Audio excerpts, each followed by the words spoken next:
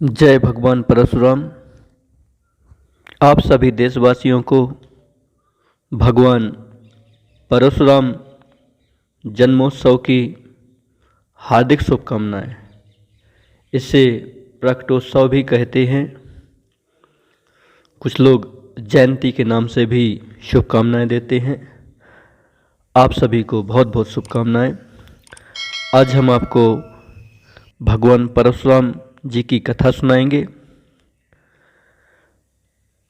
पद्म पुराण में कथा आती है कि भगवान श्री महादेव जी कहते हैं, हे पार्वती, भृगुवंश में दुजबा जमदग्नि अच्छे महात्मा हो गए हैं। वे संपूर्ण वेद वेदांगों के पारगामी विद्वान और महान तपस्वी थे। धर्मात्मा जमदग्नि ने इंद्र को प्रसन्न करने के लिए गंगा के किनारे 1000 वर्षों तक भारी तपस्या की। इससे प्रसन्न होकर देवराज इंद्र ने कहा, विप्रवर, तुम्हारे मन में जैसी इच्छा हो उसके अनुसार वर मांगो। जमदग्नि बोले, देव, मुझे सदा सब कामनाओं को पूर्ण करने वाली सुरभि गौ प्रदान कीजिए। तब देवराज इंद्र ने प्रसन्नता पूर्वक उन्हें सब कामनाओं को पूर्ण करने वाली सुरभि गौ प्रदान की। सुरभि को पाकर महातपस्वी जमदग्नि दूसरे इंद्र की भांति महान ऐश्वर्य से संपन्न होकर रहने लगे। उन्होंने राजा रेणुक की सुंदरी कन्या रेणुका के साथ विधिपूर्वक विवाह किया। तत्पश्चात परम धार्मिक जमदग्नि ने पुत्र की कामना से पुत्रेष्ठी नामक यज्ञ किया और उस यज्ञ के द्वारा देवराज इंद्र को संतुष्ट किया। संतुष्ट होने पर सचिपति इंद्र ने जमदग्नि को एक महाबाहु, महातेजस्वी और महाबलवान पुत्र होने का वरदान दिया। समय आने पर विप्रवर जमदग्नि ने रेणुका के गर्भ से एक महापराक्रमी और बलवान पुत्र उत्पन्न किया, जो भगवान विष्णु के अंश से प्रकट हुआ था। उसमें सब प्रकार के शुभ लक्षण मौजूद थे।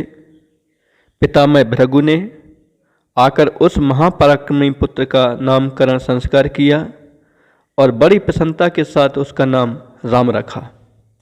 जमदग्नि का पुत्र होने के कारण वह जामदग्न भी कहलाया।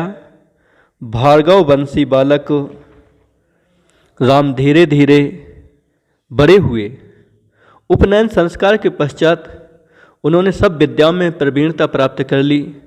तदनंतर विप्रवर राम सालग्राम पर्वत के शिखर पर तपस्या करने के लिए गए। वहाँ उन्हें परम तेजस्वी ब्रह्मर्षि कश्यप जी का दर्शन हुआ। राम ने बड़े हर्ष के साथ उनका पूजन किया। तब उन्होंने राम को विधिपूर्वक अविनाशी वैष्णव मंत्र का उपदेश दिया। महात्मा कश्यप से मंत्र का उपदेश पाकर राम विधिपूर्वक लक्ष्मीपति श्री विष्णु की आराधना करने लगे। उन्होंने दिन रात षडाक्षर महामंत्र का जप करते हुए सर्वव्यापी कमल नयन श्री हरि के ध्यान पूर्वक अनेक वर्षों तक तपस्या की। महातपस्वी ब्रह्मर्षि जमदग्नि जितेंद्रिय एवं मौन भाव से तप करते हुए गंगा के सुंदर तट पर निवास करते थे।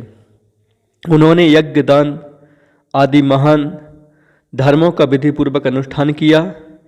इंद्र की दी हुई गौ के प्रसाद से उनके पास सब संपत्तियां भरी पूरी रहती थीं। एक समय की बात है राज अर्जुन सब राष्ट्रों को जीतकर अपनी सारी सेना के साथ जमदग्नि मुनि के आश्रम पर आए। राजा ने महाभाग मुनिवर का दर्शन करके उन्हें प्रणाम किया, उनकी कुशल पूछी और उन्हें भांति भांति के वस्त्र तथा आभूषण दान किए। मुनि ने भी अपने घर पर आए हुए राजा का मधुपर्क की विधि से प्रेम पूर्वक सत्कार किया तथा शक्तिशालिनी सुरभि गौ के प्रभाव से सेना सहित राजा को उत्तम भोजन दिया। राजा को उस गौ की शक्ति देखकर बड़ा कौतूहल हुआ और उन्होंने महर्षि जमदग्नि से उस गौ को मांगा। जमदग्नि मुनि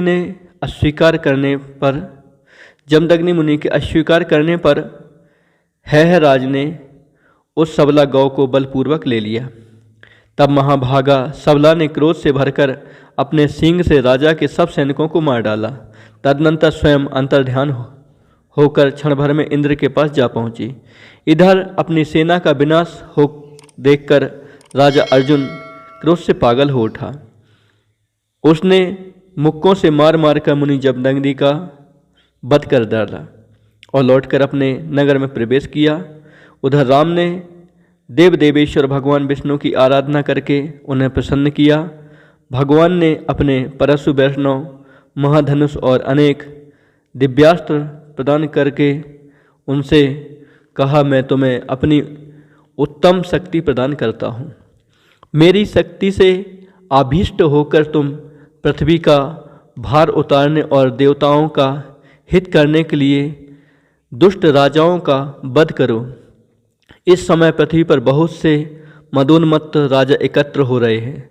उन्हें मारकर समुद्र पर्यंत सारी पृथ्वी अपने अधिकार में कर लो और महान पराक्रम से संपन्न हो धर्मपूर्वक इसका पालन करो। फिर समय आने पर मेरी ही कृपा से मेरे परम पद को प्राप्त होगे। भगवान विष्णु के अंतर्ध्यान होने पर राम भी तुरंत अपने पिता के आश्रम को लौट गए। वहाँ जब उन्होंने अपने पिता